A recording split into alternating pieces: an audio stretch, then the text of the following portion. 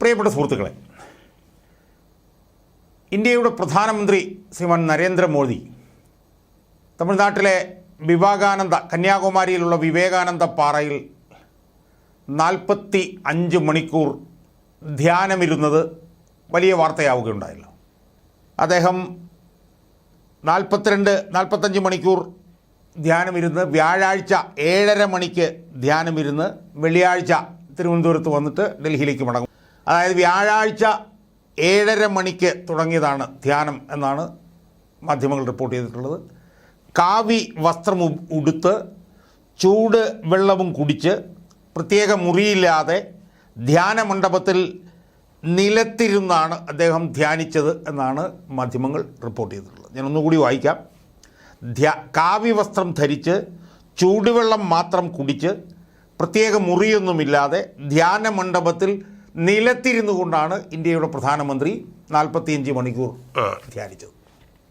ഈ ധ്യാനം തെരഞ്ഞെടുപ്പ് പെരുമാറ്റച്ചട്ടത്തിൻ്റെ ലംഘനമാണ് എന്ന് പറഞ്ഞുകൊണ്ട് കോൺഗ്രസ് ഉൾപ്പെടെയുള്ള പ്രതിപക്ഷ കക്ഷികൾ പരാതി കൊടുത്തിരുന്നു. നിശബ്ദ പ്രചരണത്തിൻ്റെ സമയത്ത് ജനങ്ങളെ സ്വാധീനിക്കുക എന്ന ലക്ഷ്യം വെച്ചുകൊണ്ടാണ് ഈ ധ്യാനം അദ്ദേഹം നടത്തിയത് എന്ന് പറഞ്ഞുകൊണ്ടാണ് പരാതി കൊടുത്തത്. പക്ഷേ നമുക്കറിയാമല്ലോ ഇപ്പോഴത്തെ തെരഞ്ഞെടുപ്പ് കമ്മീഷനിൽ നിന്ന് എന്താണ് മറുപടി ഉണ്ടാവുക. ആ മറുപടി തന്നെ അതിന് ഉണ്ടായി. അദ്ദേഹം അവിടെ പോയി ധ്യാനം പൂർത്തിയാക്കി അദ്ദേഹം തിരിച്ചുപോയി.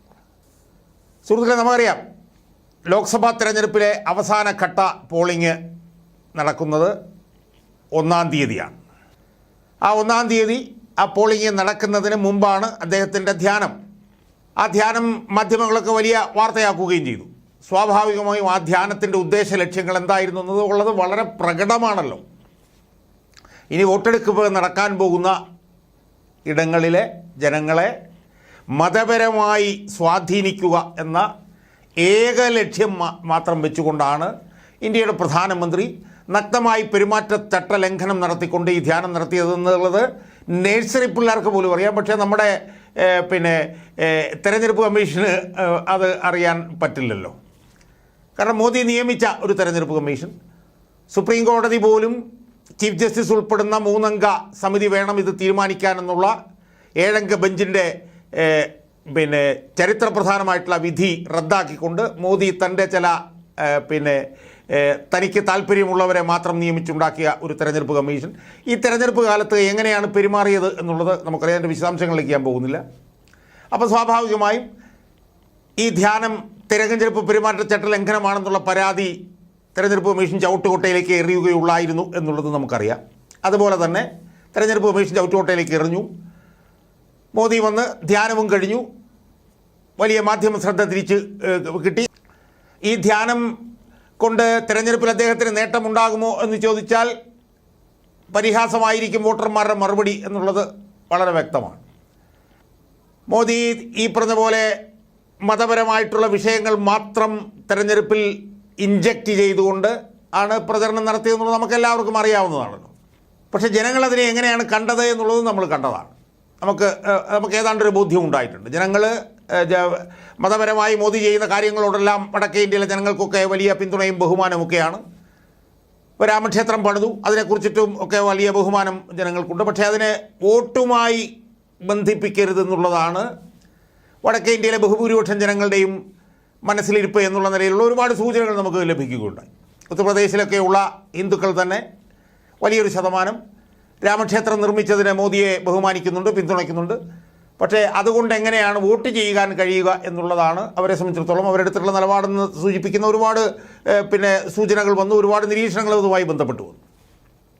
ഇപ്പോൾ ഈ തെരഞ്ഞെടുപ്പിൻ്റെ അവസാന ഘട്ടത്തിൽ പോലും ജനങ്ങളെ മതപരമായി സ്വാധീനിക്കുക എന്നുള്ള വളരെ ഒരു തരം താഴ്ന്ന ഒരു സമീപനം ഇന്ത്യയുടെ പ്രധാനമന്ത്രി കാണിക്കുന്നു എന്നുള്ളത് ഏറ്റവും ഗതികെട്ട ഒരവസ്ഥയാണ്. സുഹൃത്തുക്കളെ, എനിക്ക് വീഡിയോയിലേക്ക് എൻ്റെ പ്രേക്ഷകരോട് ചോദിക്കാറുണ്ട്, ഇതുപോലൊരു നേതാവിനെയാണോ അല്ലെങ്കിൽ ഇതുപോലൊരു മനുഷ്യനാണോ കഴിഞ്ഞ ഒരു 10 കാലമായി ഇന്ത്യയിൽ ലോകത്തെ ഏറ്റവും വലിയ 2ാമത്തെ രാജ്യമായിട്ടുള്ള അല്ലെങ്കിൽ ജനാധിപത്യം നിലനിൽക്കുന്ന, ഭരണഘടന നിലനിൽക്കുന്ന, ഭരണഘടനയ്ക്ക് കീഴിൽ ജനങ്ങൾ താമസിക്കുന്ന ഇന്ത്യ പോലെ 130 കോടിയിലധികം ജനങ്ങൾ ഉള്ള ഇന്ത്യയെ നയിച്ചത് ഇതുപോലൊരു മനുഷ്യനാണോ അല്ലെങ്കിൽ ഇതുപോലൊരു നേതാവാണോ എന്നുള്ള ഒരു തോന്നലാണ് ഒരു സാധാരണ പൗരൻ എന്നുള്ള നിലയിലും ഒരു വോട്ടർ എന്നുള്ള നിലയിലും എൻ്റെ മനസ്സിനെ മതിക്കുന്നത്. സുഹൃത്തുക്കളെ, ഈ നേതാവ് കഴിഞ്ഞ ഒരു 2-3 മാസക്കാലത്തിനിടയിൽ നടത്തിയിട്ടുള്ള പ്രസ്താവനകൾ നമ്മളൊന്ന് എടുത്ത് നോക്കിയേ. അതായത് 10 വർഷം രാജ്യത്ത് ഭരണത്തിലിരുന്നതിന് ശേഷം തെരഞ്ഞെടുപ്പിനെ നേരിടുകയാണല്ലോ ശ്രീമാൻ നരേന്ദ്രമോദി. അപ്പോൾ സ്വാഭാവികമായ തെരഞ്ഞെടുപ്പിനെ നേരിടുമ്പോൾ കഴിഞ്ഞ 10 വർഷം തങ്ങളുടെ ഗവൺമെൻറ് എന്താണ് ചെയ്തത് എന്ന് ജനങ്ങളുടെ മുമ്പിൽ വെക്കുക എന്നുള്ളതാണല്ലോ കഴിഞ്ഞ 10 വർഷം അധികാരത്തിൽ ഇരുന്നിട്ട് തെരഞ്ഞെടുപ്പിനെ നേരിടുന്ന ഏതൊരു നേതാവിൻ്റെയും പ്രാഥമികമായിട്ടുള്ള ഉത്തരവാദിത്തം, ബാധ്യത. അതോടൊപ്പം തന്നെ തെരഞ്ഞെടുപ്പിൽ രാഷ്ട്രീയമായിട്ടുള്ള വിഷയങ്ങൾ ഉയർത്തുക എന്നുള്ളതും നരേന്ദ്രമോദിയുടെ ഉത്തരവാദിത്തമാണ്. രാഷ്ട്രീയമായിട്ടുള്ള വിഷയങ്ങൾ ഉയർത്തുക, അതായത് എതിരാളികൾക്കെതിരെ രാഷ്ട്രീയമായിട്ടുള്ള വിമർശനങ്ങൾ ഉയർത്തിക്കൊണ്ട് തെരഞ്ഞെടുപ്പ് രംഗത്ത് നിൽക്കുക. അതോടൊപ്പം തന്നെ ഞാൻ നേരത്തെ സൂചിപ്പിച്ചതുപോലെ 10 വർഷക്കാലം അധികാരത്തിലെത്തുമ്പോൾ ഇന്ന കാര്യങ്ങൾ ഞാൻ ചെയ്തു, വ്യവസായ മേഖലയിൽ ഇന്നത് ചെയ്തു, കാർഷിക മേഖലയിൽ ഇന്നത് ചെയ്തു, പശ്ചാത്തല സൗകര്യ വികസനത്തിൻ്റെ മേഖലയിൽ ഇന്നത് ചെയ്തു, തൊഴിലില്ലായ്മയുടെ മേഖലയിൽ ഇന്നത് ചെയ്തു, ഇങ്ങനെയൊക്കെ പറഞ്ഞുകൊണ്ട് ജനങ്ങളുടെ മുമ്പിൽ വോട്ട് പിടിക്കുക അതാണല്ലോ സാധാരണഗതിയിൽ രാഷ്ട്രീയ നേതാക്കന്മാർ ചെയ്യുന്നത്. എന്നാൽ ശ്രീമാൻ നരേന്ദ്രമോദി കഴിഞ്ഞ ഒരു 1.5 ഏപ്രിൽ 26 മുതലാണല്ലോ തെരഞ്ഞെടുപ്പ് പോളിംഗ് തന്നെ ആരംഭിക്കുന്നത്. അതിന് മുമ്പ് തെരഞ്ഞെടുപ്പ് പ്രഖ്യാപിച്ചു. 1-2 മാസക്കാലമായി നടക്കുന്ന തെരഞ്ഞെടുപ്പ് പ്രചരണ രംഗത്ത് അദ്ദേഹം ഉന്നയിച്ചിട്ടുള്ള വിഷയങ്ങൾ എന്താ? ആ വിഷയങ്ങൾ നമ്മളൊന്നെടുത്ത് പരിശോധിച്ച് നോക്കിയ സുഹൃത്തുക്കളെ. അതായത് ഏപ്രിൽ 22-നാണ് എനിക്ക് തോന്നുന്നു അദ്ദേഹം അന്ന് പറഞ്ഞെന്താ, Muslims are infiltrators who would take India's wealth if opposition gains power. അതായത് മുസ്ലിം ജനസാമാന്യം എന്ന് പറഞ്ഞാൽ അവർ ഇന്ത്യൻ പൗരന്മാരാണ്. അവർ മുസ്ലിങ്ങളായി ജനിച്ചു എന്നുള്ളതേ ഉള്ളൂ. അവരേതാണ്ട് ഒരു 20% വരും, ഇന്ത്യയുടെ ജനസംഖ്യയുടെ 20% വരും. ദേ ആർ ഇൻഫിൽട്രേറ്റേഴ്സ്, അവർ കടന്നുകയറ്റക്കാരാണ്. അവർ ഇന്ത്യയുടെ സ്വത്ത് മുഴുവൻ അടിച്ചെടുത്തു കൊണ്ടുപോകും. എപ്പോൾ പ്രതിപക്ഷം അധികാരത്തിൽ വന്നാൽ കടന്നുകയറ്റക്കാരായിട്ടുള്ള മുസ്ലിങ്ങൾ ഇന്ത്യയുടെ സ്വത്ത് മുഴുവൻ എടുത്തുകൊണ്ടുപോകും. ഇതാണ് അദ്ദേഹം പറഞ്ഞത്. Muslims have the first right to wealth of nation. മുസ്ലിങ്ങൾക്കാണ് ഇന്ത്യയുടെ സ്വത്തിനുമേൽ ഉള്ള പ്രഥമമായ അവകാശം. This means they will distribute this wealth to those who have more children to infiltrators. ഇത് കാണിക്കുന്നത് അവർ കൂടുതൽ കുട്ടികളുള്ളവർക്ക് സ്വത്ത് വിതരണം ചെയ്ത്, അതായത് കടന്നുകയറ്റക്കാർ കൂടുതൽ കുട്ടികളുള്ളവർ അവർക്ക് സ്വത്ത് വിതരണം ചെയ്യും. ഇതാണ് അദ്ദേഹം ഏപ്രിൽ 22 നടത്തിയിട്ടുള്ള ഒരു പ്രസ്താവന. പിന്നീട് ഒരു ഘട്ടത്തിൽ അദ്ദേഹം എന്താ പറഞ്ഞത്? Congress will snatch your land, Congress will snatch your gold and Congress will snatch your mangalsutra. അദ്ദേഹം പറയുകയാണ്, പിന്നീട് തെരഞ്ഞെടുപ്പ് പ്രചരണത്തിനിടയിൽ പറയുകയാണ്. ഇത്തരം കാര്യങ്ങൾ കോൺഗ്രസിൻ്റെ പ്രകടന പത്രികയിൽ പറഞ്ഞിട്ടുണ്ടെന്നാണ് അദ്ദേഹം പറയുന്നത്. ഒന്ന് ആലോചിച്ച് നോക്കും, എന്തൊരു അസംബന്ധമാണ്, നട്ടാൽ കുരുക്കാത്ത നുണ. എന്താ പറയുന്നത്? Congress will snatch your land, Congress നിങ്ങളുടെ ഭൂമി അടിച്ചെടുത്തു കൊണ്ടുപോകും. Congress will snatch your gold, Congress നിങ്ങളുടെ സ്വർണം തട്ടിക്കൊണ്ടുപോകും. കോൺഗ്രസ് വിൽ സ്നാച്ച് യുവർ മംഗലസൂത്ര, നിങ്ങളുടെ ഇന്ത്യയിലെ വനിതകളോട് പറയുകയാണ്, നിങ്ങളുടെ മംഗലസൂത്രങ്ങൾ വരെ കോൺഗ്രസ്സുകാർ തട്ടിയെടുക്കും. ഇത് കോൺഗ്രസിൻ്റെ പ്രകടന പത്രികയിൽ പറഞ്ഞിട്ടുണ്ടെന്നാണ് അദ്ദേഹം പറഞ്ഞത്. ഒന്ന് ആലോചിച്ച് നോക്കൂ, ഇന്ത്യയുടെ ഒരു പ്രധാനമന്ത്രി, 10 വർഷക്കാലം നമ്മെ ഭരിച്ച പ്രധാനമന്ത്രി പറയുകയാണെന്ന് ആലോചിച്ച് നോക്കൂ. ഇനി അതിനുശേഷം അദ്ദേഹം പറഞ്ഞു എന്താ, if you have 2 buffaloes, Congress will take away 1 if it wins the Lok Sabha polls. You will be able to leave your child only 1 buffalo. ആലോചിച്ച് നോക്കൂ, ഇന്ത്യയുടെ പ്രധാനമന്ത്രി, 10 വർഷക്കാലം നമ്മളെ ഭരിച്ച പ്രധാനമന്ത്രി തെരഞ്ഞെടുപ്പ് കാലത്ത് ജനങ്ങളോടല്ലേ വോട്ടർമാരോട് പറയുകയാണ്, കോൺഗ്രസ് അധികാരത്തിൽ വന്നാൽ അവർ നിങ്ങളുടെ കയ്യിലുള്ള 2 എരുമകളിൽ 1 എരുമയെ അടിച്ചു കൊണ്ടുപോകും. കുട്ടികളുടെ കൈവശം പിന്നീട് 1 എരുമ മാത്രമേ കാണൂ. ഒരു പ്രധാനമന്ത്രി പറയുകയാണ്. അവിടെ കൊണ്ടുവന്നു, അദ്ദേഹം നിർത്തിയില്ല. മെയ് 14 തീയതി വാരണാസി എന്ന് പറഞ്ഞ് താൻ മത്സരിക്കുന്ന മണ്ഡലത്തിൽ പ്രസംഗിക്കവേ അദ്ദേഹം പറഞ്ഞു, when my mother was alive I use to believe that I was born biologically. എൻ്റെ അമ്മ ജീവിച്ചിരിക്കുമ്പോൾ ഞാൻ വിചാരിച്ചത് ഞാൻ ജൈവപരമായി ബയോളജിക്കലായി ജനിച്ചതാണ് എന്നാണ് ഞാൻ മനസ്സിലാക്കിയത്. But after she passed away, upon reflecting my own experiences, I was convinced that God has sent me. അതായത് എൻ്റെ അമ്മ ജീവിച്ചിരിക്കുമ്പോൾ ഞാൻ ജൈവപരമായി ബയോളജിക്കലായി ഉണ്ടായതാണ് എന്നാണ് ഞാൻ വിശ്വസിച്ചിരുന്നത്. എന്നാൽ അമ്മ മരിച്ചപ്പോൾ അതിനുശേഷം എൻ്റെ അനുഭവങ്ങൾ ഞാൻ പരിശോധിച്ച് നോക്കിയപ്പോൾ ദൈവം വിട്ടതാണെന്നെ. I was convinced that God has sent me. അതായത് എന്നെ ദൈവം അയച്ചതാണ് എന്ന് എനിക്ക് ബോധ്യമായി. This energy this energy could not be from my biological body, but was bestowed upon me by God. Whenever I do anything, I believe God is guiding me. അതായത് എന്നിലുള്ള ഈ ഒരു ഊർജം അത് ജൈവശാസ്ത്രപരമാകാൻ ഒരു സാധ്യതയുമില്ല. എന്നിൽ ബെസ്റ്റോ ചെയ്തിട്ടുള്ള, എന്നിൽ അർപ്പിക്കപ്പെട്ടിട്ടുള്ള ഈ ഊർജം ഒരിക്കലും എൻ്റെ ജൈവപരമായിട്ടുള്ള ശരീരത്തിലുള്ള ഈ ഊർജം ഒരിക്കലും അത് എൻ്റെ ബോഡി, എൻ്റെ ഭൗതിക ശരീരത്തിൽ നിന്നുള്ളതാകാൻ വഴിയില്ല. എന്നിൽ ദൈവം അർപ്പിച്ചിട്ടുള്ളതാണ്.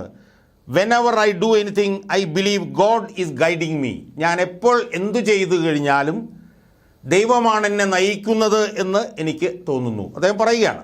എന്നോട് ഞാൻ വായിക്കാം. When my mother was alive I use to believe that I was born biologically. After she passed away, upon reflecting my own experiences, I was convinced that God has sent me. This energy could not be from my biological body. എനിക്കുള്ള ഈ ഊർജം, എന്നിലുള്ള ഈ ഊർജം എൻ്റെ ജൈവപരമായിട്ടുള്ള ശരീരത്തിൽ നിന്നാവാൻ ഒരു സാധ്യതയുമില്ല. ഇത് എന്നിൽ ദൈവം എനിക്ക് നൽകിയിട്ടുള്ളതാണ്. whenever I do anything, I believe God is guiding me. ഞാൻ എന്തു ചെയ്തു കഴിഞ്ഞാലും ദൈവമാണ് എന്നെ അയച്ചത് എന്നെനിക്ക് തോന്നുന്നു.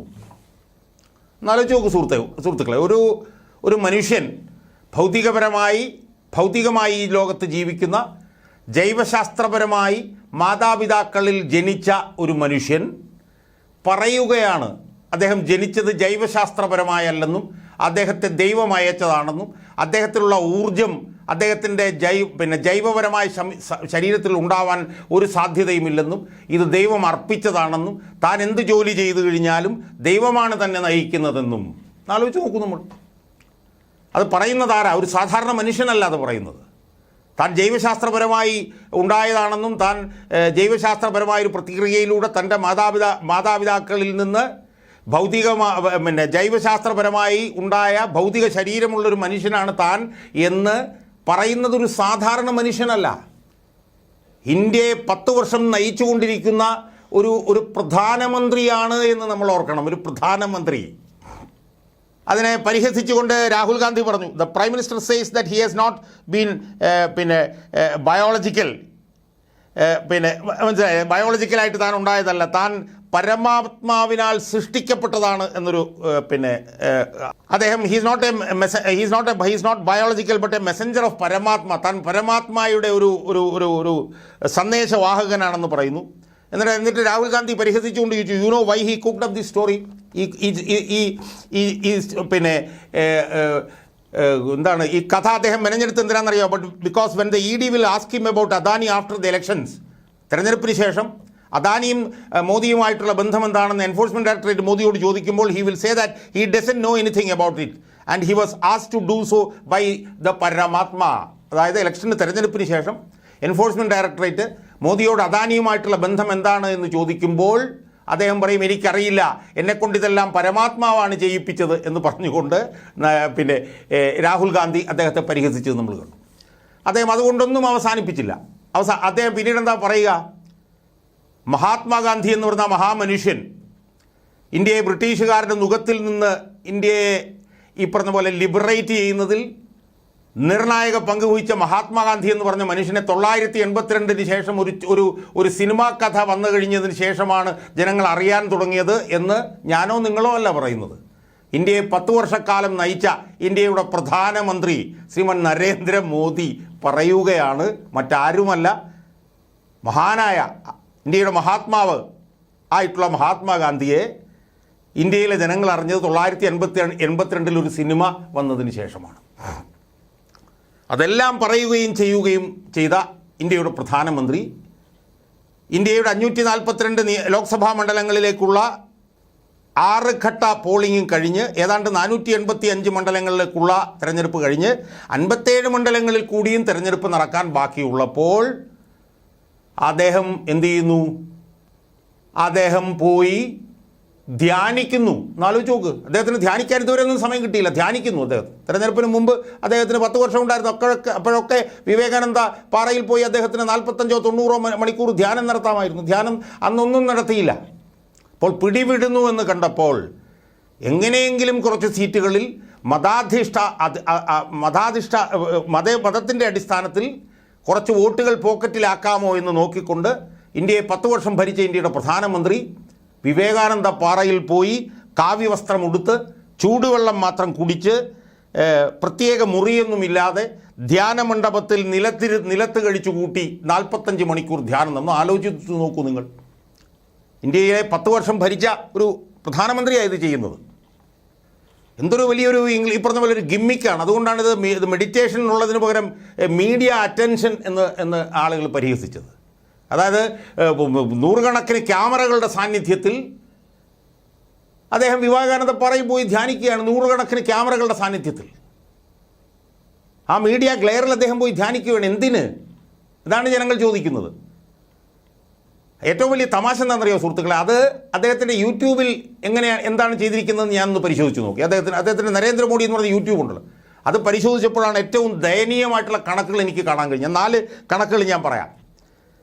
ഇന്ത്യയുടെ പ്രധാനമന്ത്രി നരേന്ദ്രമോദി, അദ്ദേഹത്തിൻ്റെ യൂട്യൂബിൽ ഞാൻ 16 മണിക്കൂർ മുമ്പ് നോക്കുമ്പോൾ ഇത് കണ്ടവരെത്രാണെന്നറിയാമോ? 37,000 പേർ. ഒന്ന് ആലോചിച്ച് നോക്കണം, 37,000 പേർ 16 മണിക്കൂറുകൾക്ക് മുമ്പ്. 13 മണിക്കൂറുകൾക്ക് മുമ്പ് 29,000 പേർ. 12 മണിക്കൂർ മുമ്പ് 55,000 പേർ. 2 മണിക്കൂർ കൊണ്ട് വെറും 7,500 പേർ. ഒന്ന് ആലോചിച്ച് നോക്കൂ.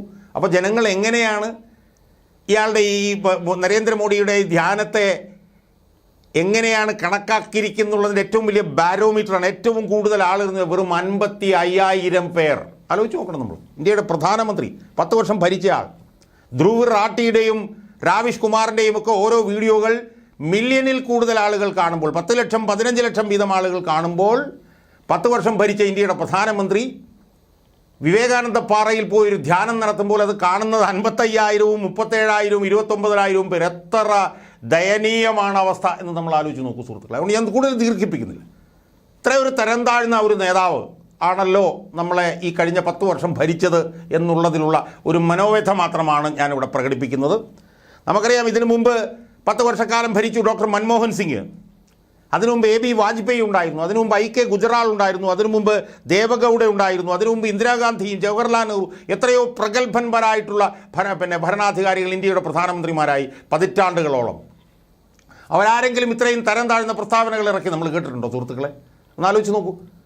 അപ്പോൾ അതാണ് ഇന്ത്യക്കാരൻ്റെ ഒരു ഗതികേട്. ഇത്രയും തരം താഴ്ന്ന പ്രസ്താവന നടത്തുന്ന ഒരു നേതാവിനെ 10 വർഷക്കാലം ഇന്ത്യക്ക് താങ്ങേണ്ടി വന്നല്ലോ എന്നുള്ളത്. ഇനി അടുത്ത 5 വർഷക്കാലവും ഈ നേതാവിനെയാണോ താങ്ങേണ്ടി വരുന്നത്, അതോ കാര്യവിവരവും കാര്യക്ഷമതയുമുള്ള ഒരു പുതിയ പ്രധാനമന്ത്രി വരുമോ എന്നുള്ളത് നമുക്ക് ജൂൺ 4-ന് അറിയാം എന്ന് മാത്രമേ എനിക്ക് സൂചിപ്പിക്കാനുള്ളൂ.